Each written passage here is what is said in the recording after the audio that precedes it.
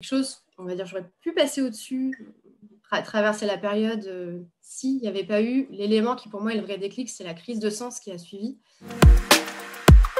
Bienvenue Charlotte Girls, je suis ravie de vous retrouver aujourd'hui pour cette nouvelle interview Lead Girls qui a pour but et pour mettre en lumière tous les parcours de femmes qui ont une réussite professionnelle et surtout qui ont eu un déclic pour agir vers une orientation professionnelle qui est alignée avec elles-mêmes. Et aujourd'hui, j'ai vraiment le plaisir d'accueillir Lorraine qui elle aussi a eu un déclic pendant son parcours professionnel, qui a décidé de changer de cap pour s'aligner avec ses valeurs et avec son identité. Alors, bienvenue Lorraine. Merci Manon, bonjour à toi et puis bonjour à toutes les personnes qui regarderont cette vidéo. Avec grand plaisir.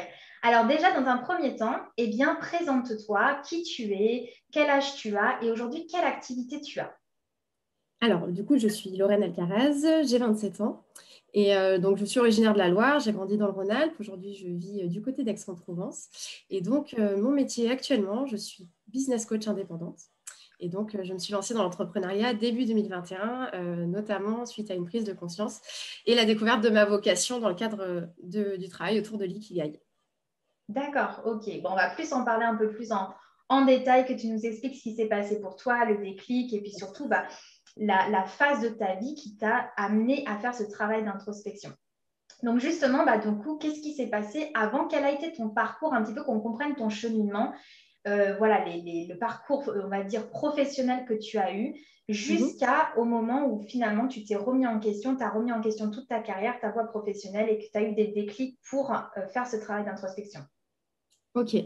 Et en termes de parcours, j'ai commencé par une école de commerce, donc un Ouais. master à l'école de commerce de Grenoble. Et ensuite, donc j'ai plutôt axé on va dire le parcours sur l'entrepreneuriat, la vente et le marketing. J'ai toujours su que je voudrais entreprendre par la suite. J'ai toujours dit que je ne serais pas salariée à la fin de ma vie et que le plus tôt serait le mieux. Donc, dans cet esprit-là, j'ai toujours gardé cette culture entrepreneuriale. Je me suis tenue très informée de tout ce qui se passait au niveau des startups, etc. Pour autant, j'ai eu un début de carrière qui a commencé, comme beaucoup de monde, dans le salariat. Donc, j'ai commencé plutôt sur la dimension de marketing, donc dans des multinationales comme Ferrero, Johnson & Johnson, Aost. Voilà. Et ensuite, j'ai basculé dans l'univers des sociétés de conseil en tant qu'ingénieur d'affaires chez une société qui s'appelait Extia. Et donc là, c'était une dimension d'intrapreneuriat, c'est-à-dire que le concept, c'est qu'à l'intérieur de cette société de 2000 personnes, j'ai créé une micro-société dans laquelle j'ai recruté une douzaine d'ingénieurs informatiques. J'ai développé un portefeuille client et donc j'ai managé tout ce petit monde et fait en sorte que mon business génère du profit. Pour justement en arriver à, en 2020, un chiffre d'affaires aux alentours de 500 000 euros et puis voilà, une équipe d'une douzaine de personnes. Donc, c'est à cette période-là que j'ai... C'est quand même une belle, enfin, excuse-moi, mais c'est quand même une belle carrière. Enfin, je veux dire, de mettre tout ça en place et d'être arrivé à un statut et à ce niveau-là par rapport à ta profession. Comment tu Ah te oui, sentais à ce moment-là? Tu étais plutôt dans la joie, j'imagine. en fait, c'est ultra enrichissant, c'est des parcours ultra accélérés, c'est-à-dire qu'on part de rien, 2 ans plus tard, on a construit du relationnel, on a des clients, on a une équipe, on manage, on a des responsabilités qui sont ultra importantes, on est censé faire évoluer les personnes, etc. Donc, vraiment, c'était ultra enrichissant. Pour tout te dire, j'étais à 100%, voire 200% tout le temps, quoi. Donc, c'est un métier qui est ultra exigeant, qui repose sur l'humain. Donc, il y a aussi beaucoup de gestion de cas compliqués et de frustration aussi. Donc c'est un métier où il faut être à fond de toute façon. Et c'est vrai que j'étais ultra impliquée jusqu'à, on va sûrement en parler, mais une période un peu plus compliquée qui était liée à la période Covid, où là, j'ai commencé à rentrer dans l'introspection et à me rendre compte qu'il y avait peut-être quelque chose qui ne me convenait pas, en tout cas, dans ce Et rythme-là. justement, pour revenir là-dessus, donc, qu'est-ce qui s'est passé pour toi? Quel déclic que tu as eu? Qu'est-ce qui fait que tu étais dans cette carrière qui, mine de rien, même si tu le disais, tu étais à 200%, mais ça te plaisait parce que ça te donnait de la responsabilité, ça te permettait de gagner en compétences et en expertise. Qu'est-ce qui fait qu'en fait, au-delà de la période Covid, donc de cette période de crise sanitaire et économique, t'as amené à faire ce travail d'introspection? Mais disons que la crise Covid, ça a été un accélérateur parce que ça a un peu coupé les jambes du secteur dans son ensemble. Donc forcément, mon activité a été impactée. Ça a été compliqué au niveau business, on va dire. C'est quelque chose, on va dire, j'aurais pu passer au-dessus, traversé la période, s'il n'y avait pas eu l'élément qui pour moi est le vrai déclic, c'est la crise de sens qui a suivi. En fait, avec du recul, je pense que j'étais dans une espèce de bulle dans laquelle je vivais les choses aussi à ma manière, avec mes valeurs, etc. Et cette crise Covid a un petit peu percé cette bulle-là et je me suis pris une réalité en pleine face que je n'imaginais pas forcément, qui est celle de mon secteur et voilà, de certaines choses dont je n'avais pas forcément conscience et des décisions qu'il fallait prendre aussi. Donc, cette crise de sens-là, en fait, je me suis retrouvée face à cette réalité-là et je me suis dit, mais à quoi je sers dans tout ça? Quel est mon rôle? Est-ce que j'ai un impact positif sur le monde? C'est vraiment cette recherche-là où je me suis dit, qu'est-ce que je peux faire? Le monde est en feu et moi, je me sens inutile. J'étais à l'arrêt parce qu'on a eu cette période de chômage partiel. J'ai voulu aider, je ne savais pas comment. J'avais postulé à la Croix-Rouge, je n'ai même pas eu de retour. Je me suis dit, ils ne me veulent même pas à la Croix-Rouge, je peux aider comment? Et c'est vrai que je me suis sentie quand même assez mal par rapport à ça. Et j'avoue que derrière, il y a une espèce de sentiment. Je suis passée de la personne qui était winneuse à fond tout le temps à la râleuse en colère. Voilà. Et donc, j'étais en colère contre toutes les décisions qui étaient prises, toutes les réalités que je me prenais. Et je me disais, mais c'est pas possible, comment on a pu fonctionner comme ça pendant tout ce temps. Et j'étais venue dans la revendication constante. Et très clairement, ça ne me ressemblait pas. Et je me suis dit, bon, bah, il y a quelque chose qui ne va pas, il va falloir se recentrer, il faut passer à autre chose, quoi. Donc, je ne pensais pas en arriver là si vite parce que j'avais des perspectives qui étaient assez intéressantes. Donc, voilà, je m'imaginais continuer quelques années, gagner en expérience pour ensuite, enfin, faire mon projet. Et finalement, me voilà quelques mois plus tard et tout ça, c'est déjà accéléré. Ah, c'est génial. Et ce que j'aime beaucoup dans tout ce que tu partages, en fait, c'est qu'on parle donc de crise économique et toi, tu parles de crise de sens qui a suivi. Et tu vois, c'est quelque chose d'extrêmement puissant ce que tu es en train d'appuyer parce que je pense qu'il y a beaucoup de personnes qui vont regarder donc, cette interview et qui vont se retrouver à travers ce que tu dis. Parce que souvent, et bien, du coup, quand on sent ce mal-être s'installer, eh bien, c'est souvent une crise de sens. C'est-à-dire que tu l'as très justement dit, c'est-à-dire à quoi je sers, quelles sont mes compétences, comment je peux contribuer, comment je peux aider à ma manière et du coup, comment je peux m'épanouir à travers tout ça. Et ça, c'est génial que tu aies eu ce déclic et en tout cas, voilà, cette envie en fait de travailler sur toi et de te poser les bonnes questions. Alors justement, par quoi tu as commencé? C'est-à-dire que quand tu as eu donc cette phase en fait de réflexion, eh bien, par quoi tu as commencé et est-ce que tu as ressenti des peurs? Qu'est-ce que tu as ressenti? Comment tu as vécu les choses pour que les personnes qui nous regardent comprennent un peu ton cheminement?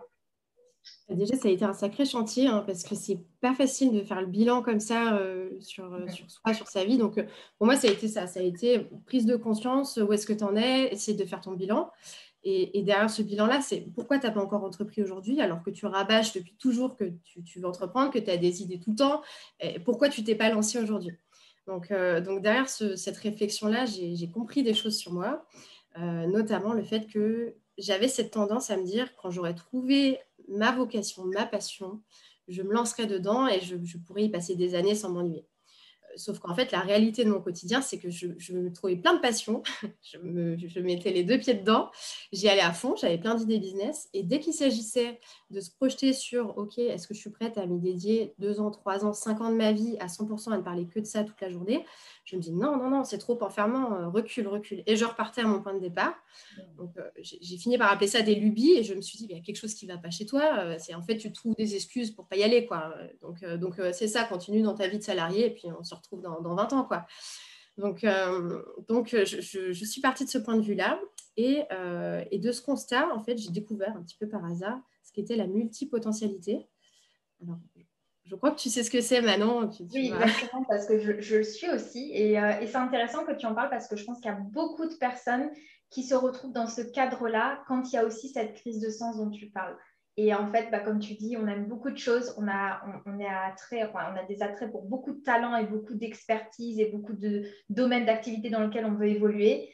Mais du coup, il faut y mettre du sens dans tout ça. Alors, oui. Je te laisse expliquer comment ça s'est passé pour toi. Oui. Mais ça n'a pas été évident parce que du coup, bon, déjà, ça a été révélateur que je n'étais pas forcément câblée pour avoir une vocation que j'allais suivre jusqu'à la fin de mes jours. Et donc, que cette variété-là, c'était quelque chose que j'avais besoin de retrouver dans mon activité si je voulais m'y projeter. Donc, en fait, déjà, ça a été un bon point de départ pour moi. Je me suis dit, je n'ai pas un problème. Je suis juste différente. Et en plus, je ne suis pas seule, donc c'est très bien. Et puis, du coup, partant de ce principe-là, j'ai pu me pencher sur la question de l'ikigai. Donc que j'ai découvert en autonomie, on va dire. Et je me suis toujours dit, il faut que tu arrives à remplir ce truc-là, parce que c'est ta raison de te lever le matin, c'est tout ce qui me manquait à ce moment-là. Donc j'avais eu du mal, je m'étais renseignée dessus, j'avais regardé des vidéos, etc., sans réussir forcément à le compléter. Et c'est vrai qu'à partir du principe, du moment où j'ai compris cette multipotentialité, j'ai eu le déclic un soir, et on va dire que je m'y suis posée de 19h à minuit, et j'ai pu le compléter quasiment dans son ensemble, et arriver à à accoucher de cette vocation de business coach, en faisant le point sur beaucoup de choses, hein, sur mon histoire, sur des expériences notamment en Colombie où j'étais passionnée par du volontariat, où j'ai accompagné des sociétés qui étaient en difficulté ou des sociétés qui souhaitaient se développer voilà, dans le cadre de mes voyages, des discussions aussi que j'avais régulièrement avec des passionnés où je me disais, où les gens venaient me chercher conseil auprès de moi. Donc voilà, tout ça mis bout à bout avec ce que j'aime, ce pourquoi je pourrais être rémunérée, ce dont a besoin le monde, etc. Je suis arrivée à cette conclusion. Et ça a été, on peut dire, une révélation. J'ai appelé une de mes meilleures amies à ce moment-là et je lui ai dit, j'ai trouvé quoi. Et quand je lui ai expliqué, elle m'a dit, ben voilà, ça te C'est va. intéressant ce que tu dis parce que quand tu dis j'ai trouvé, comment tu as su ce que tu as trouvé? Alors, je ne saurais pas vraiment te l'expliquer, mais en fait, c'était un raisonnement logique. C'est-à-dire que je suis partie de réflexions complètement éparses et ça s'est recentré. Et en fait, quand j'avais eu l'impression de résoudre l'équation, comme si j'étais en train de faire un exercice de maths, quoi, au moment où j'ai trouvé cet appel, quoi. Et puis, je pense que de toute façon, c'est déjà en nous. On n'est pas en train d'inventer quelque chose, on est en train de le découvrir, mais voilà. Tu Donc, as mis de la clarté finalement. Tu ça as s'est mis beaucoup éclairé. de clarté dans tous les domaines de ta vie. Et c'est intéressant ce que tu dis parce que tu as fait le lien entre la petite Lorraine, donc petite fille que tu étais, les rêves que tu avais, avec la situation aujourd'hui et tout ce que tu as pu sur le chemin accumuler comme expérience, compétences, expertise et puis savoir-faire. Et du coup, tout ça, tu as pu en faire un petit mix, on va dire, ce qui t'a permis de découvrir en fait ce qui t'anime aujourd'hui. Parce que finalement, cette crise de sens, c'est d'aller retrouver notre flamme intérieure et de s'aligner vraiment avec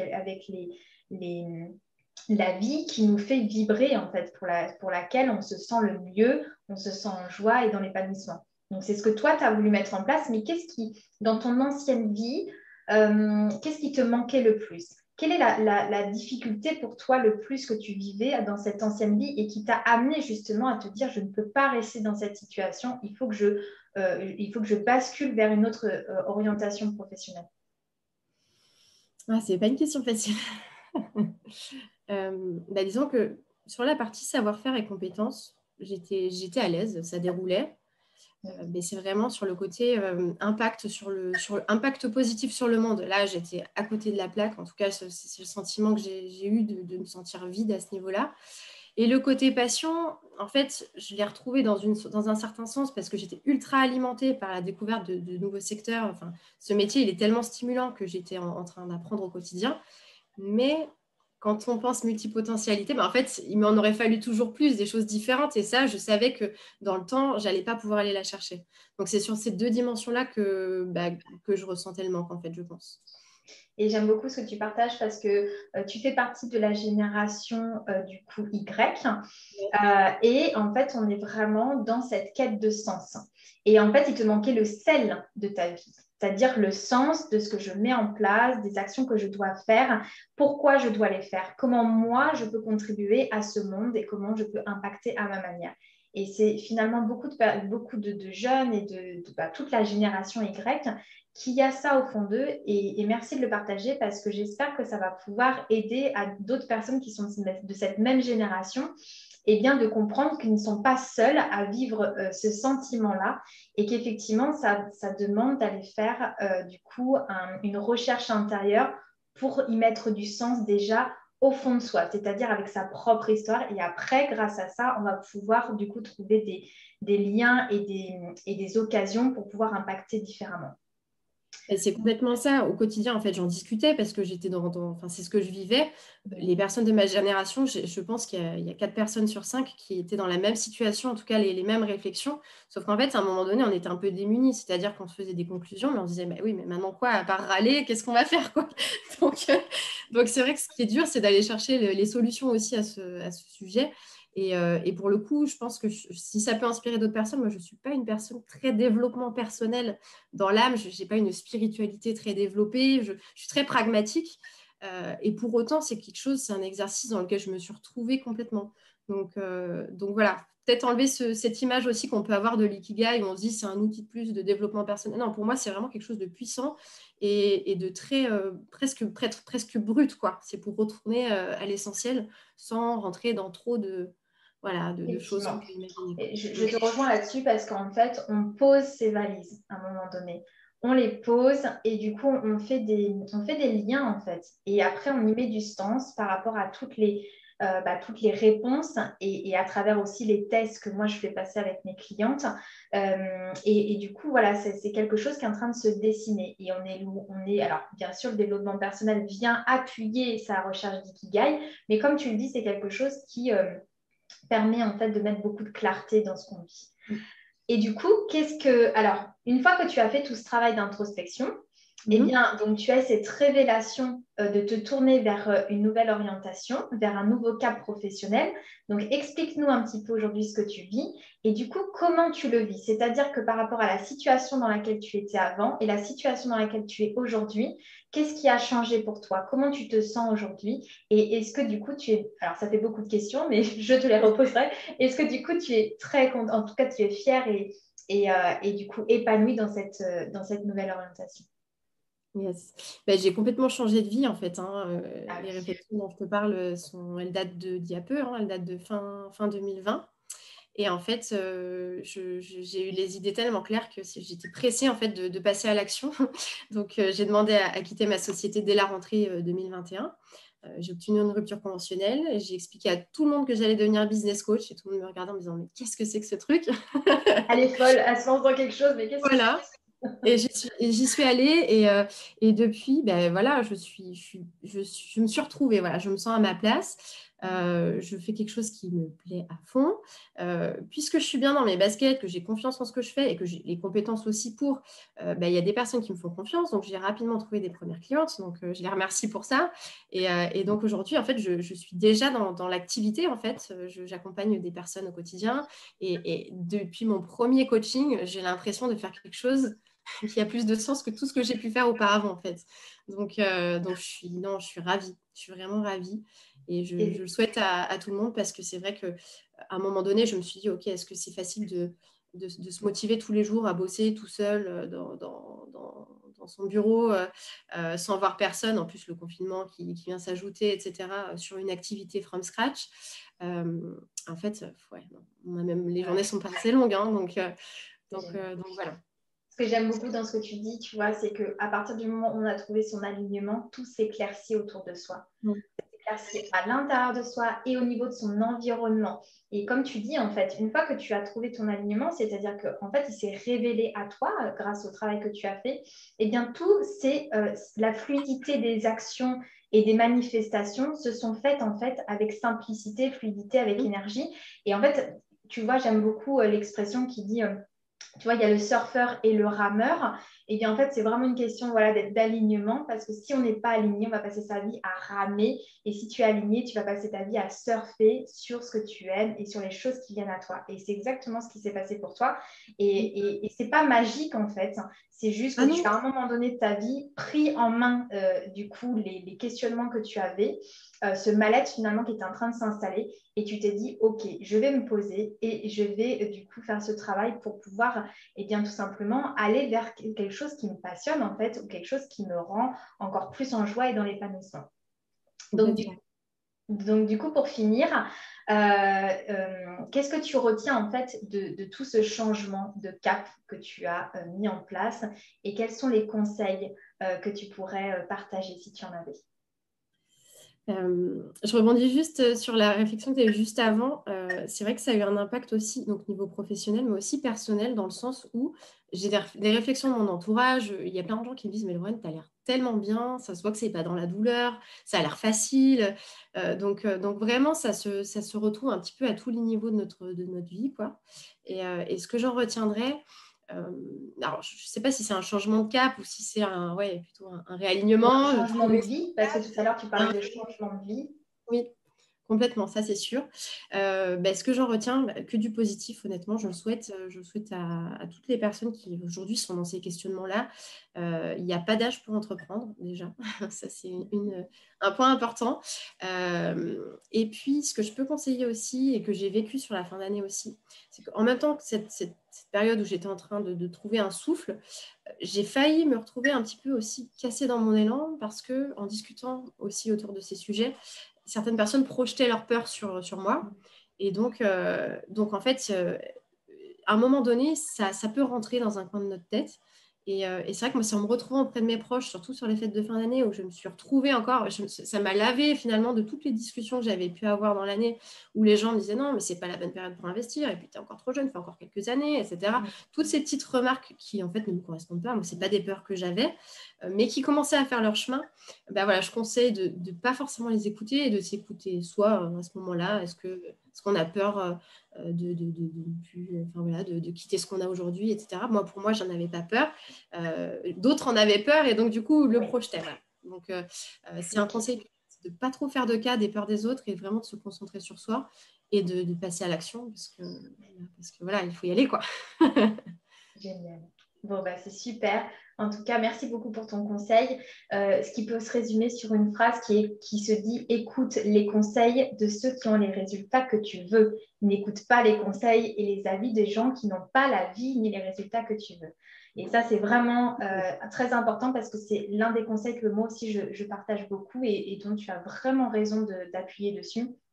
Parce que sinon, on s'approprie en fait les avis et les peurs des autres qui finalement ne sont pas les nôtres. Donc, ça ne sert à rien d'aller du coup s'intoxiquer de tout ça. Vaut mieux rester aligné, encore une fois, avec du coup notre propre énergie. En tout cas, merci beaucoup Lorraine d'avoir partagé tout ton parcours, d'avoir expliqué comment tu as vécu les choses, d'avoir partagé ton déclic pour agir vers vraiment une vie qui est alignée avec qui tu es, avec ton énergie, avec tes valeurs. Et du coup, je suis vraiment très contente que tu sois aujourd'hui très épanouie dans ce que tu fais. Donc, n'hésitez pas du coup à aller rencontrer Lorraine si vous souhaitez du coup avoir un accompagnement business. Puisque maintenant, voilà, elle est extrêmement bien compétente et très heureuse de vous accompagner dans ce domaine-là. Et puis, du coup, je vous dis à très vite, chers les gars, pour la prochaine interview.